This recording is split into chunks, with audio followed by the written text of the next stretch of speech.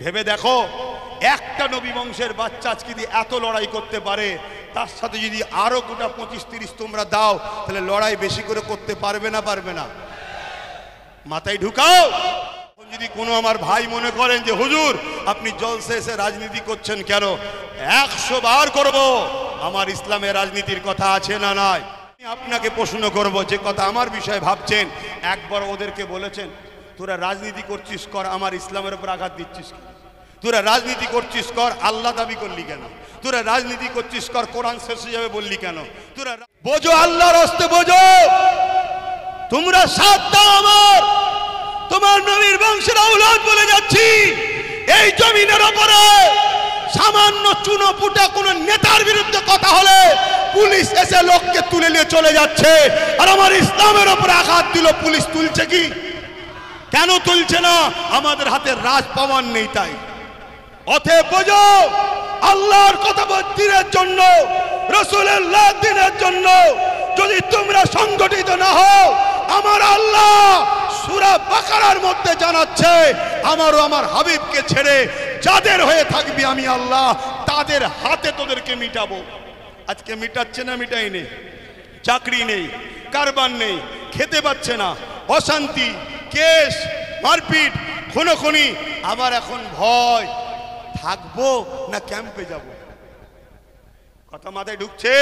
এই জায়গা থেকে আব্বাসকে যদি বিশ্বাস করো, বিশ্বাস করো, সত্যি করে বলো বিশ্বাস করো, এই সত্যি করে বলো বিশ্বাস করো, যদি বিশ্বাস করো তাহলে আজ এখান থেকে শপথ নাও, যা ভুল হয়েছে হয়েছে। ভেবে দেখো, একটা নবী বংশের বাচ্চা আজকে যদি এত লড়াই করতে পারে, তার সাথে যদি আরো গোটা 25-30 তোমরা দাও, তাহলে লড়াই বেশি করে করতে পারবে না? পারবে না? মাথায় ঢুকাও, বোঝো। এখন যদি কোনো আমার ভাই মনে করেন যে হুজুর আপনি জলসে এসে রাজনীতি করছেন কেন, 100 বার করব আমার ইসলামের রাজনীতির কথা আছে না নাই।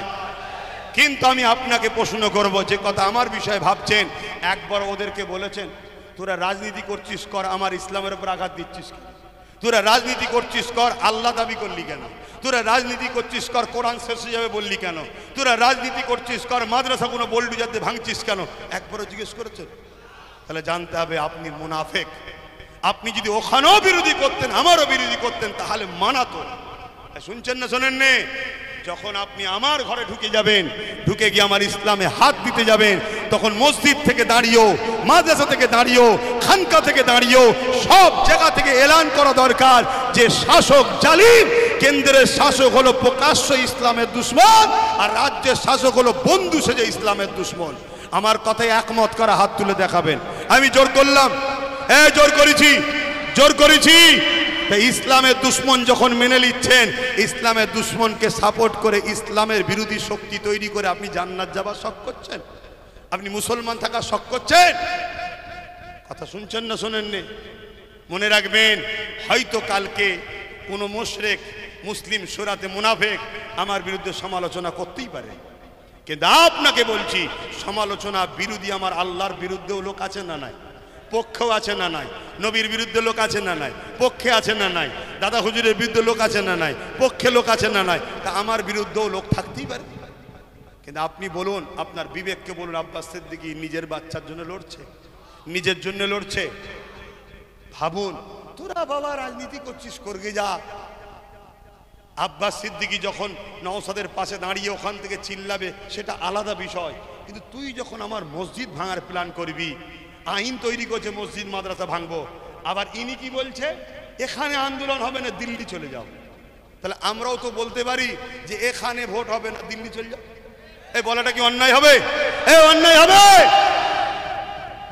ও আব্বাস খারাপ, আব্বাস খারাপ। ও তুমি বদমাইশ, ক্ষমতার জোর দেখিয়ে আমাদের সহযোগিতায়, আর তুমি আমাদেরকে বলছো দিল্লি যাও।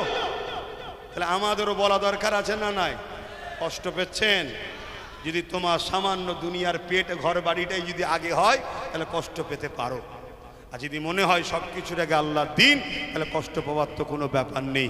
আমার শেষ এই দাঁড়িয়ে আর একটা কথা আমি চাইছি, চেষ্টা চলছে ফুরফুরাশি আহলে সুন্নাত ওয়াল জামাত থেকে বা অন্য কোনো সবাই মিলে, ভাই এক হওয়ার দরকার আছে না নাই? আমি সবাইকে খুলেআম কল দিচ্ছি, আসুন সবাই এক হই। দরকার আছে না? না কেন? এখন আমাদের মসজিদ, মাদ্রাসা, ইসলাম, কোরআন, রসুল, আল্লাহর উপরে আঘাত এসছে। জানি আমার আল্লাহরও কিছু হবে না, ইসলামেরও কিছু হবে না, কোরআনেরও, কিন্তু আমরা যে ভালোবাসি ইজহার করা দরকার আছে না? নাই? আচ্ছা ধরুন আপনি আর দু ভাই দাঁড়িয়ে আছেন, জন ছেলে বাপের সামনে, আর একজন পাড়ার লোক এসে বলল, এই তোর বাপ তো কানা, হয়তো কানা নয়। এখন আপনি যদি বলেন যে, এখন আপনি চুপ করে থাকলেন দু ভাই, তখন আপনার আব্বা মনে দুঃখ করবে না? করবে না? যারা তোর সামনে কানা বলল, তুই কিছু বলিনি, এখন আপনি বললেন, ও আব্বা ও কানা বলেছে, কি হয়েছে, আপনি আর কানা? এইটা কি কথা হলো? বাপ একটা মনে দুঃখ করবে না? করবে না? আমার আল্লাহ এটা তো পরীক্ষা নিচ্ছে, যে দেখি আমার বান্দা কি করে, আমাকে যে ভালোবাসে বলে, কমসে কম ওরা একটু বিরোধী আওয়াজ তুলো, যা জালিমদের পক্ষ থেকে সরে যাই নাকি, এটাও তো দেখার পরীক্ষা হতে পারে। একটু মাথায় ঢোকাবেন আমার ভাইরা। এবার একটা শেষ কথা বলুন, আমার কথাতে, ভাষাতে, ব্যবহারে, আখলাকে আল্লাহ দেখছে, কিন্তু একদম দিল থেকে সাক্ষী দেবেন আমি কিছু ভুল করছি। যারা বলছেন ভুল করছি না, হাত তুলে সাক্ষী দেন। ভুল করছি, ভুল করছি। ইসলামের পক্ষে, ইসলামের দুশ্মনদের বিরুদ্ধে লড়াই চলবে, প্রতিবাদ করব তো, প্রতিবাদ করব তো। আপনারা পাশে থাকবেন তো, সরে যাবেন না তো? হাত নাবান। আচ্ছা আপনারা পাশে থাকলে কি লাভ, আর না থাকলে লস কি? আপনারা না থাকলে আমার কিছু লস আছে? কিছু লস নেই, ওজন লাভ আছে। কি লাভ? আর একটু আরামে ঘরে ঘুম হবে। না থাকা মানে দাওয়াত করবেন না, আসবো না, আল্লাহকে বলবো আল্লাহ আমি তো যাইনি, কাউকে পাইনি, তো বলবো কি করে? আর সুযোগ পেয়ে যদি হক কথা না বলি, আল্লাহ কিয়ামত দিন আমার জিভকে টেনে কপালে পেরেক দিয়ে মারবে। তো যাক, আমি কথা শেষ করছি।